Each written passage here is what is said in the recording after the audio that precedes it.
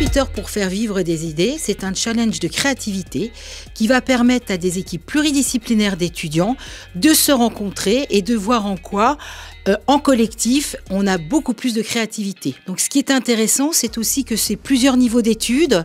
Donc nous allons du lycée jusqu'au doctorat et avec des équipes qui sont aussi bien issues des facultés des sciences humaines et sociales, IAE ou faculté d'ingénierie.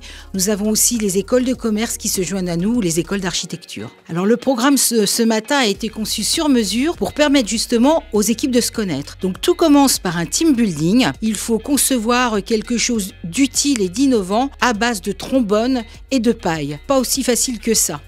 Et puis après, par la suite, en fait, les industriels qui sont présents avec nous vont présenter les sujets. Les étudiants peuvent donc poser des questions, ce qui permet déjà d'avoir une première prise de connaissance du contexte et du problème industriel qu'ils vont avoir à traiter. Puis après, en fait, ils sont mis dans des salles, projets, où ils vont pouvoir, en fait, utiliser différents outils de créativité pour peu à peu générer des idées. Alors le 48 heures pour faire vivre des idées est un challenge qui est intéressant parce qu'il peut traiter aussi bien des sujets issus des collectivités, des grands groupes ou des PME. Donc depuis des années, nous avons par exemple eu Decathlon qui nous a pendant pas mal d'années fourni des sujets.